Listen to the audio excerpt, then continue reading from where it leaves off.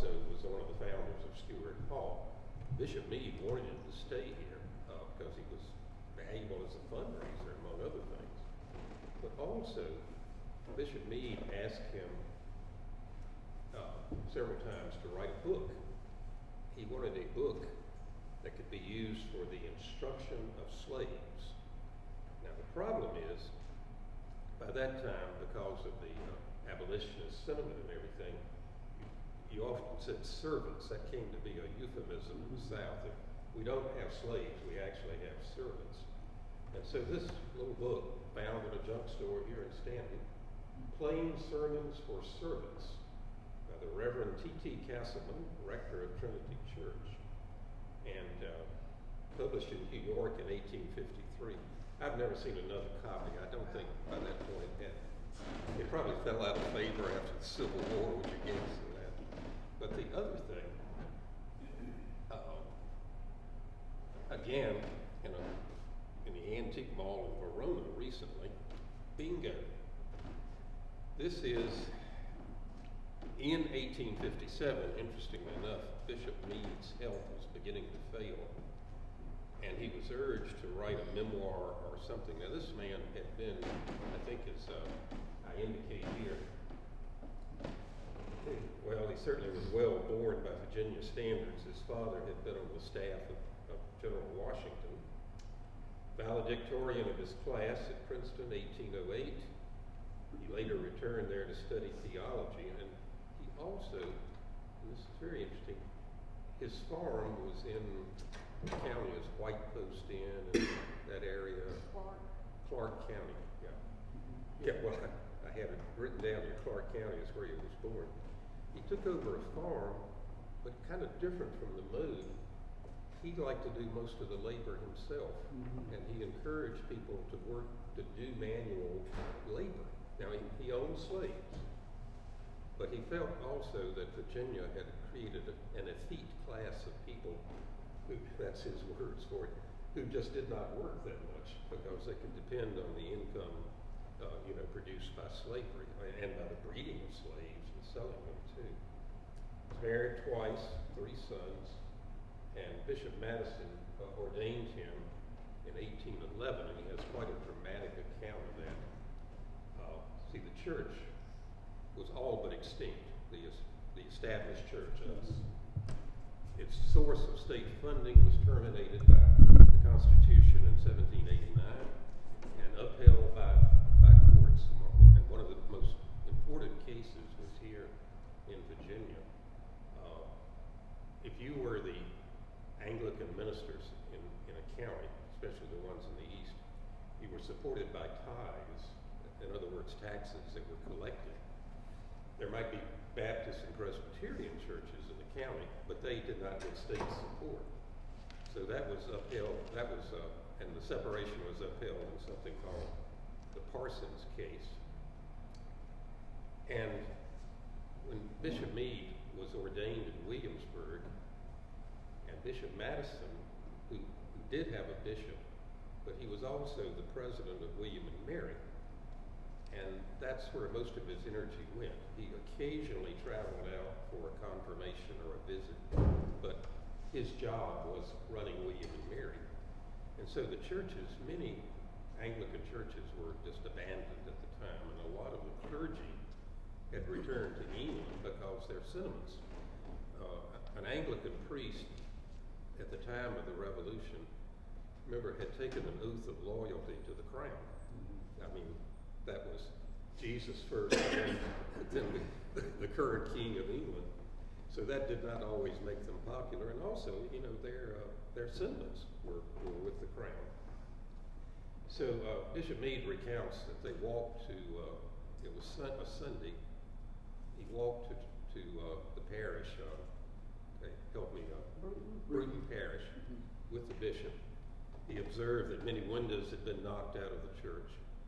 14 people were present for his ordination, and they were mostly family members. And on the way, he adds this telling thing. He said, "We encountered 3 students with dogs and guns who were going hunting for the day." Sunday was a good day to go hunting, at William and Mary. And after that, forever, Bishop Bishop Meade had sort of a bad feeling about William and Mary. At first they thought about locating the seminary there, but he decided it was an immoral place, Williamsburg. So the seminary was located in Alexandria, where supposedly they're pure morals and everything. But what the man accomplished in his lifetime, traveling mainly on horseback, is just unbelievable. West Virginia was part of Virginia. Mm-hmm. He gets all the way to Ohio. He frequently goes into Kentucky and Tennessee on horseback, reviving churches wherever he went, and the results were spectacular. And he also, one of the things that helped him was that if he wasn't related to most of the people he met, he knew them. So his memoir, which fills 2 volumes, is called Old Churches and Families of Virginia. I had a teacher who said it really should be Old Families in Some Churches of Virginia, but it fills 2 volumes, and just as you go through, he goes case by case on how a parish, the history of a parish. People gave him a lot of letters and old parish registers, and he remembers people. He makes scathing observations on the Baptist church and other people who with him, mixes in enough gossip to make it interesting. And just when you get bored with the genealogy, you run across a little. This was on a shelf at a booth that had mostly NASCAR memorabilia. So I grabbed it, and that was fascinating. Now, back to this, he himself was interested in the religious instruction of slaves, but he asked Mr. Castleman to work on the other book that I found recently. Here is Bishop Meade's a comment in 1861 to the General Convention. I have clung with tenacity to the hope of preserving the Union to the last moment.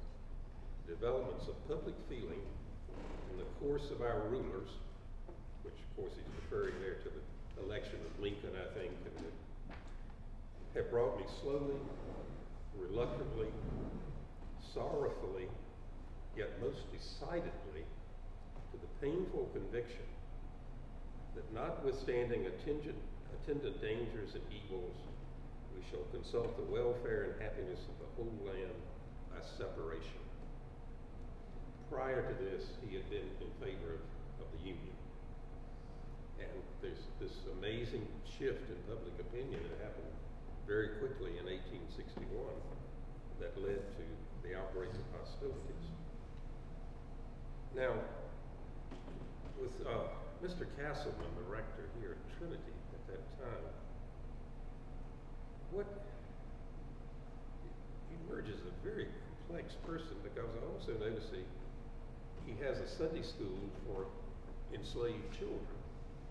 That's right, enslaved children. That's just horrible to contemplate. And I believe it said he had 64 students in his class, and Trinity had 16 black members at that time.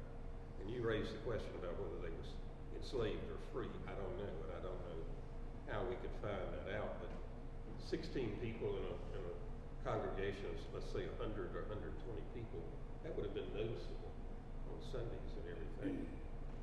So the idea was that in your home, you would call your servants together and read it's like all 19th century sermons. It's heavy on moralism and kind of tough, but I think if these are simplified sermons, what did the full measure sound like? But the one that sermon number 3, the Reverend T.T. Castle, servants should obey their masters. I know.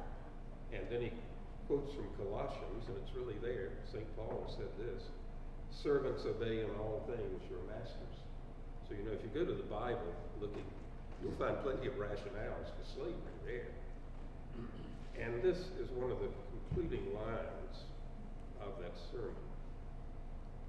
Servants, be subject to your masters with fear. That is, you must hold them in reverence and fear to offend them. You must fear them not because they hold the lash over you, but because Christ commands you to do it. You find that a little chilling? Yeah, it's now, the things that I think, this raises so many issues for us today. I think we're in the midst of a real effort to rewrite current history now, that being January 6th. You see every day, statements about that it wasn't as bad as people thought it was and that sort of thing. And how does this come about? What are we seeing here?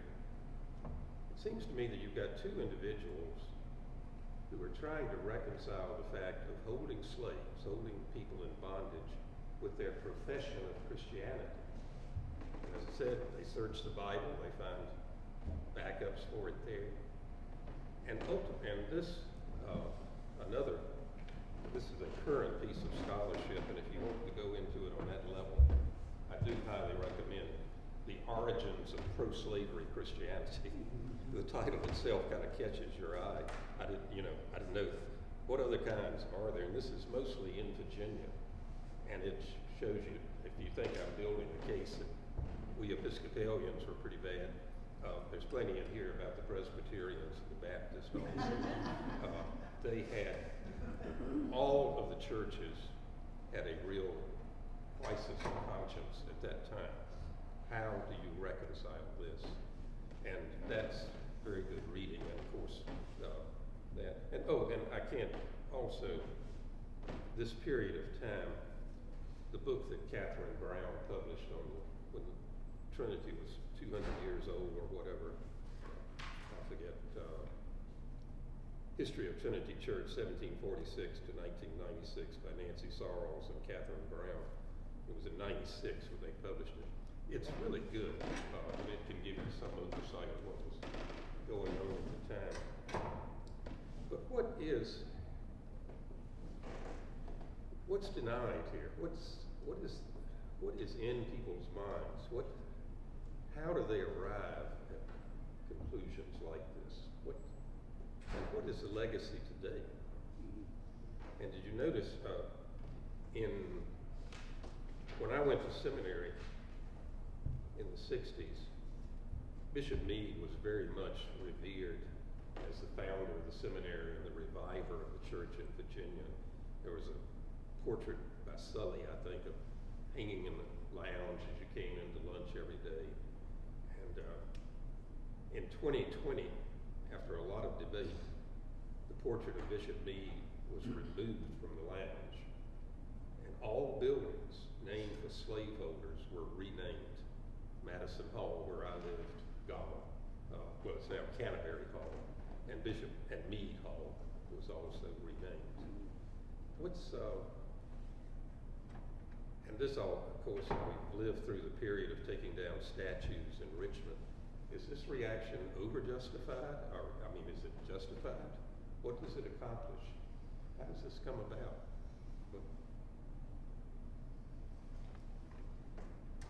Well, in Richmond, the putting up of those statues on Monument Avenue was the rewriting of history. Yep.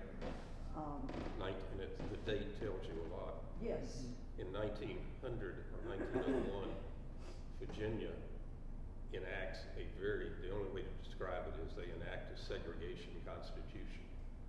And that was aided by Dr. Plecker here in Stanton, who was really into eugenics and came to some amazing conclusions that there were no Indians left in Virginia, and you were either black or white.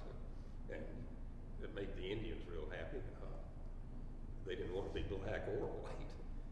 And you know the story of this Constitution. At the last minute, it was amended when it was pointed out that there were people in Virginia who very proudly claimed descent from Pocahontas. And so that's in the 1900 state constitution that it exempts everyone descended from Pocahontas. I guess Yeah. she was a special Indian. Walter Plecker was very unhappy about that. Was he really? I didn't know He was mad. that they exempted. He sent people out to schools and after they had done genealogy records, and if you had any person of color in your ancestry they had located, and you were attending a white school, they sent people to the school and pulled you out right there. It was incredible. 1920s. He was really a Nazi, wasn't Yeah, he? he was. Called police and everything. It's interesting, I was talking with Catherine about this, and we were trying to think of other examples, because think of the Civil War. Well, wait a minute. I am 80 years old. I was born in 1944, and not my grandfather, but my great-grandfather was in the Civil War. So that's 4 generations, you know. You think that's pretty good ways back, but believe me, it was hotly talked about. Town where I grew up, and St. Robert E. Lee was held up as, anyways. Catherine told me that she's traveled a great deal in Germany, and after World War II, there were a great many families that didn't exist anymore.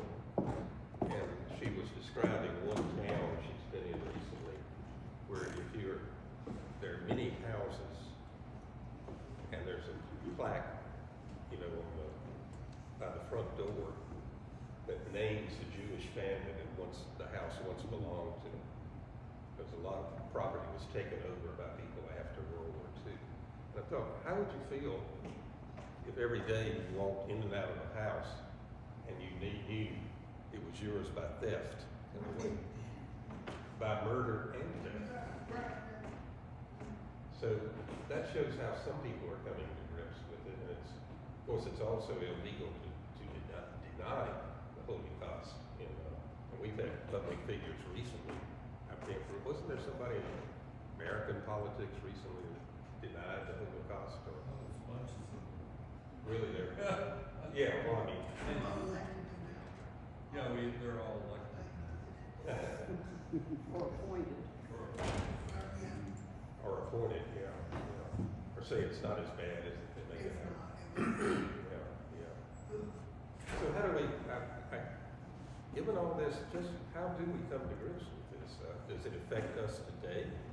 Is it something we should be more conscious of? Is there some, I looked in the library, there's no photograph of Mr. Castle, but I guess they couldn't locate one when they were decorating the library, but should this be pointed out? Should it?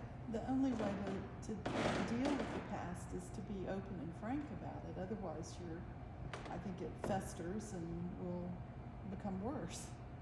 The more you deny it. Mm-hmm.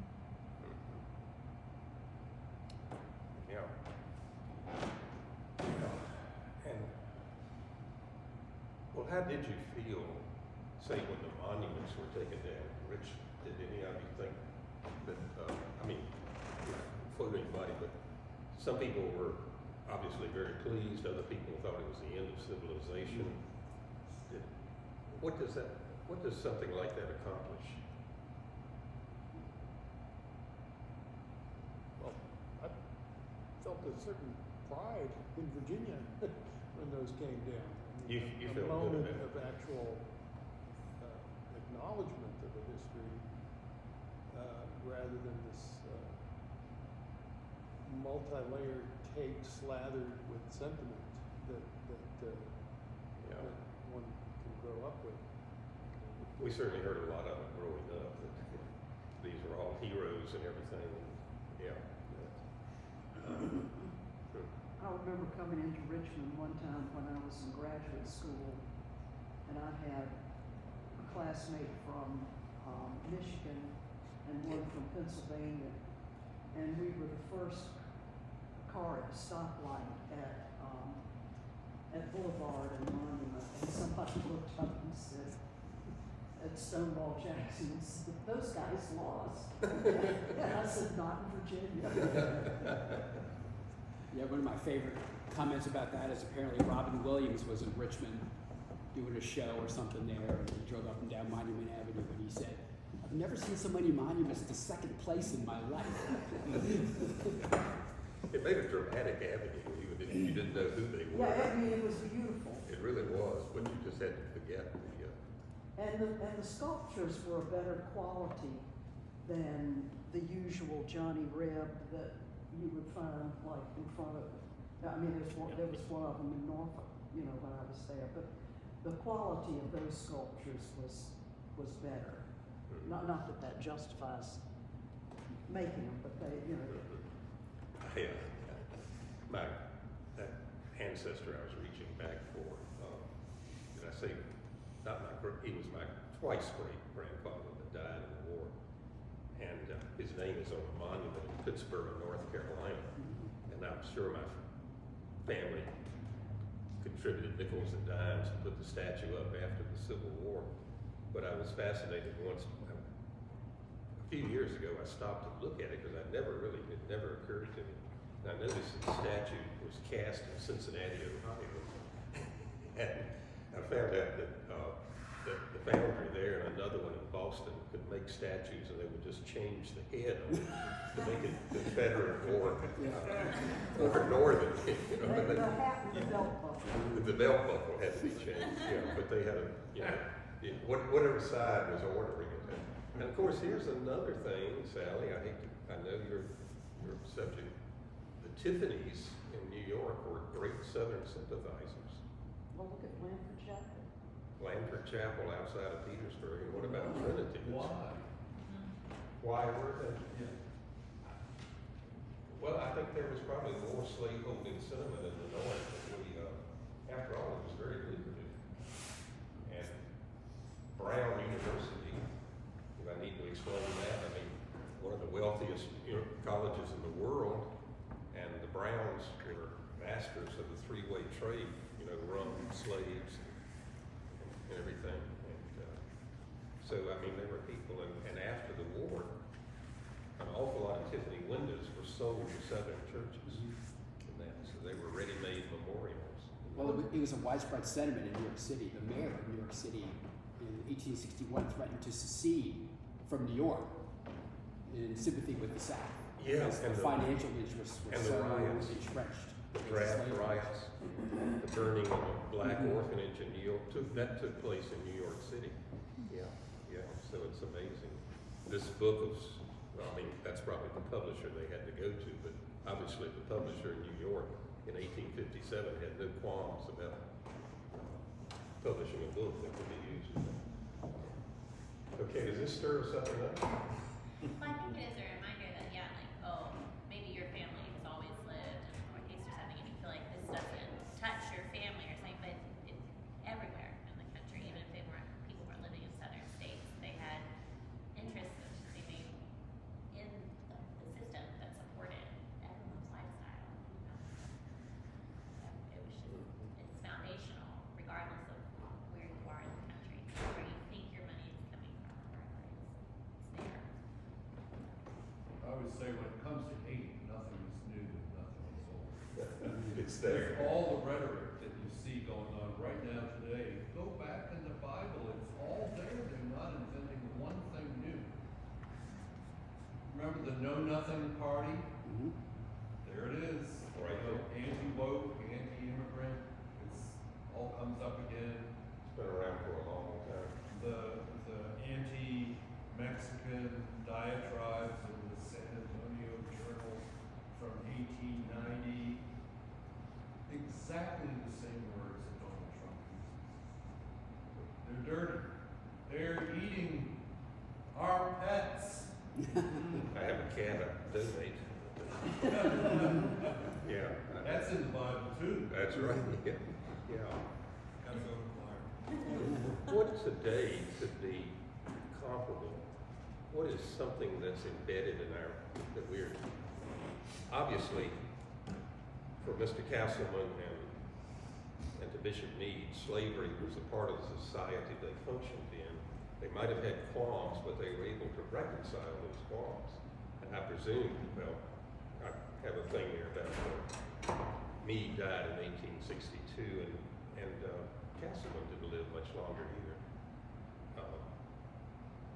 What is something today that we easily rationalize that was back there that might be seen from another context might be just as offensive? Well, I think all of this stuff that's just been tossed out with diversity, you know, is yet another way to go after minority groups. For human sexuality, I think there's a lot there that we don't understand about how bodies work. Yeah, and I was thinking of that along with, you know, in diversity being broad, not just race, but gender and. But I was also thinking that on the other side of the political spectrum, and it's not where I dwell at all, that the people who are so opposed to abortion feel that this is something as serious as slavery, and they can't, and they have religious rationales for it, and yet they can't understand people who have even a different attitude on it. It's kind of scary, isn't it? It's two different realities. Yeah, yeah. And, you see, there must be other things that we are blind to now that another generation or another century might see differently if we have another century. I think animals, you know, I mean, I couldn't hear you. animals, I'm not vegan, but I can understand how someone would say that there's a lot we don't understand about the suffering and thinking of the animals that we eat. And I think it could easily be that in the future people would look at us and say, how could they ever think of eating an animal? I just thought of something else too, the environment. You know, we're living comfortably and pretty high, readily available, and getting more expensive, but was cheap energy for a long time. But we haven't looked at any of the long-term consequences of that. We're seeing some of them. Oh, You know, they're kind of scary, huh? But think of the deniers that, you know, that say this, our extreme weather right now isn't a result of climate change. It's just cyclical, it's just, you know, and they absolutely deny that we had anything to do with that. And morally, I think we do have a responsibility for our animals and our environment. According to God.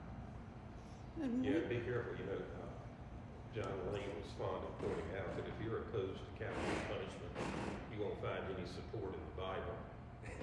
And slavery seems to have been perfectly accepted too, not just in the Old Testament, but in the this quote from St. Paul. Yeah. That Of course, the first century was a long time ago. of course. Well, and their slaves were not based on race, they were based on war prisoners and things like that. Yeah, but still, it was holding a They were human holding being in people in bondage, bondage, right? yes. And forcing them to a life of work for you. And then, should the church respond to this more? Or is there anything else? Should we have, in the history of the parish, the fact that a bishop and at least one priest here supported slavery? Should that be acknowledged? I think it should be acknowledged. I don't see anything wrong with acknowledging either our own faults or the faults of our ancestors. I don't think it diminishes us in any way to be able to do that. I think it's important. Like, we have our children now, and like, you want to feel like a crazy person, start trying to explain literally anything about your belief system or how the world works to like your 5-year-old, right? Like, why are we going to church, or why are we celebrating this holiday, or why are we, like, you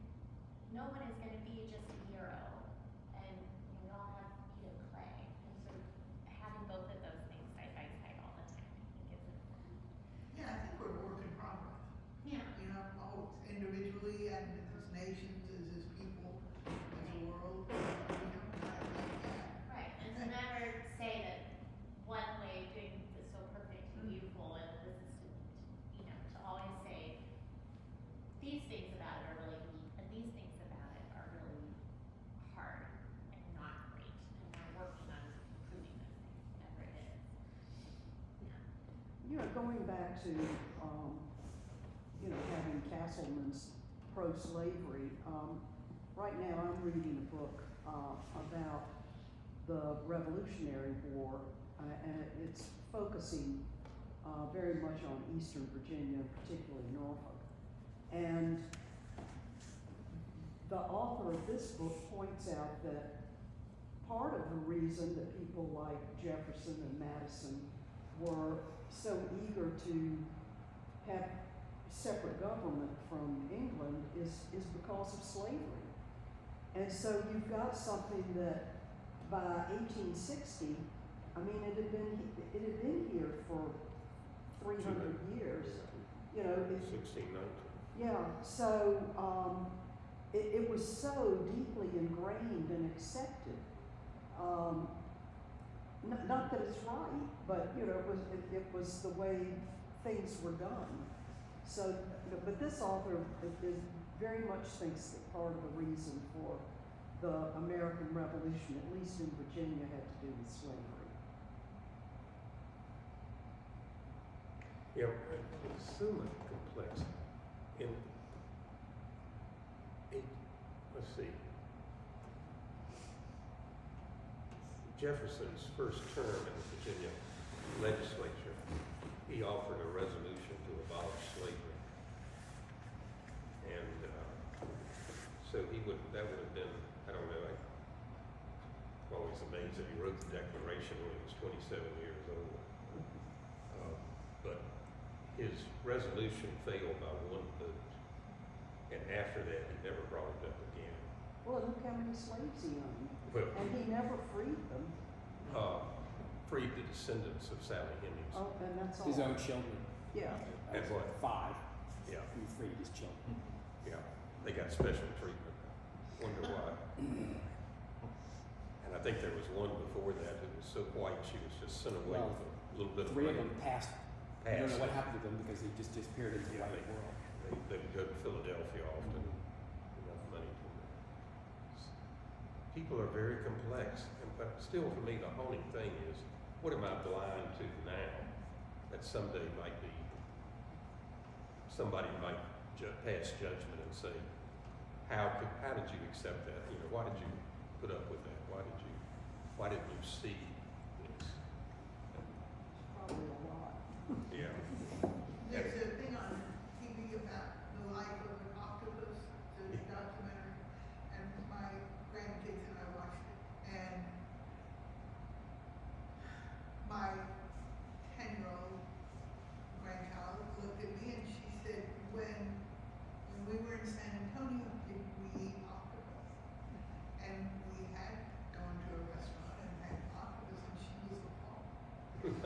that we could eat a creature like we had just seen on that documentary. That's what I'm talking about. Like you start trying to say like, they're the animals in the zoos, and then they're the animals on farms, the animals on our plates and our pets, and I'm like, ooh. You start to feel like crazy. Like nothing makes any sense. And how can you justify anything that you do?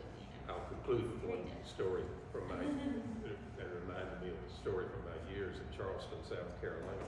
An older couple told us that during World War II, when it was almost impossible to get meat of any kind, she, with enough ration stamps, she procured a beautiful roast and decided to have, here it was in the middle of the war, have a beautiful Sunday dinner and invited all of her friends over, serving the roast and everything. And one of the guests was a veteran of World War I. And he bites into it and he says, "Oh, this is great. I haven't had horse since I lived in France." So, yeah, sometimes you just overlook those things. So maybe an octopus is a delicacy somewhere. Anybody else have it? You see it, I think, in I know I've seen it in some seafood stores. The Oh. tentacles, yeah. Yeah. Yeah, Yeah. it's, They do it all the time. is that what they call calamari? Squid. That's squid, is calamari. Yeah, okay, well, I guess I'm not gonna experiment anytime soon.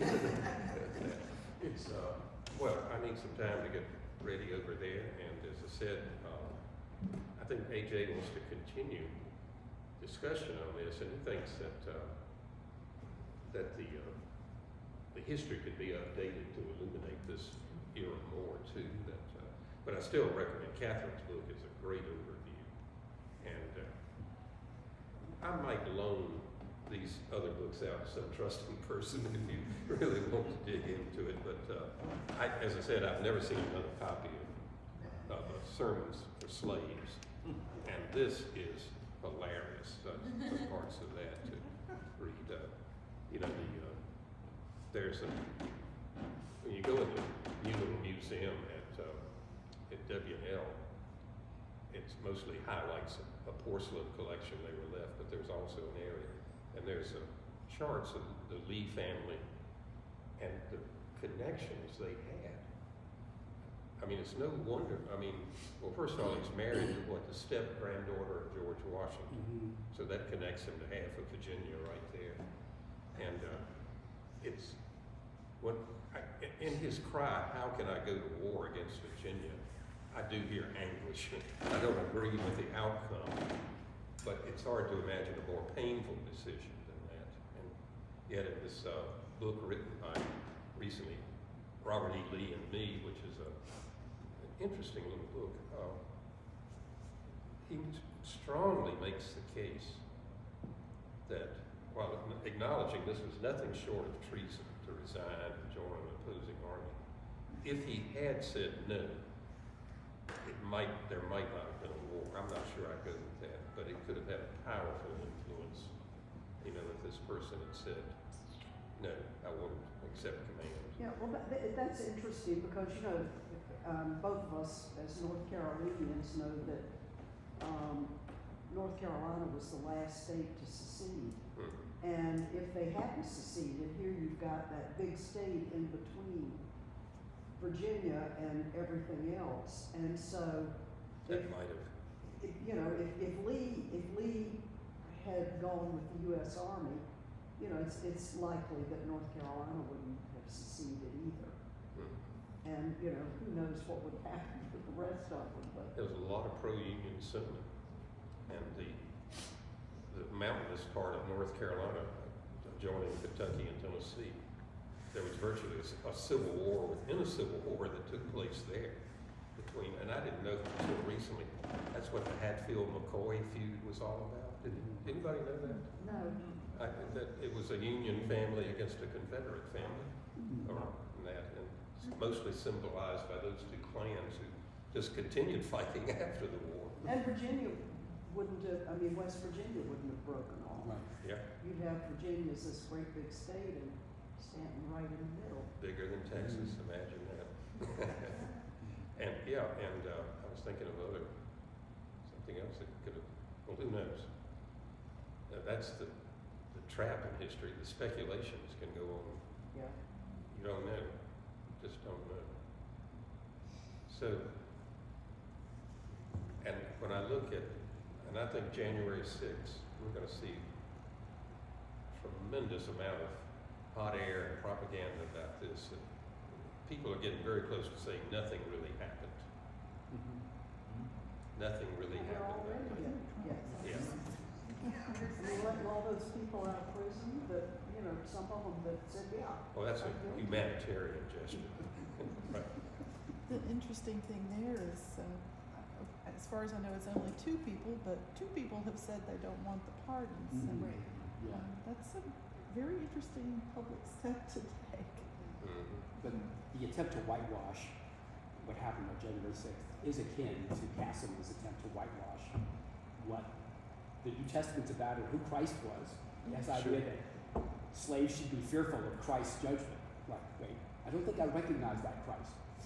You know, isn't it amazing that blacks were able to create, even though they heard propaganda like this all the time. You know, Jesus wants you to obey me. That they were able to create one of the most vibrant expressions of Christianity that I know. You know, with a huge body of music that celebrates that and everything. It's just, every time I would participate in a service at a historically black church, I always went away with feeling, maybe they got it right and we didn't. They would say so. Yeah. Frozen chosen. I've got to grab our books and everything. Well, I hope I gave you something to think about. Yes, thank you very much. And so my response to my roommate, whom I haven't seen in a long time, who said, well, what are you going to do with that? I think the ongoing study of history is just an attempt to make sense of where we are now and be aware that people are always trying to change it. So, okay. Thank you. Wow. Thank you. Well, next week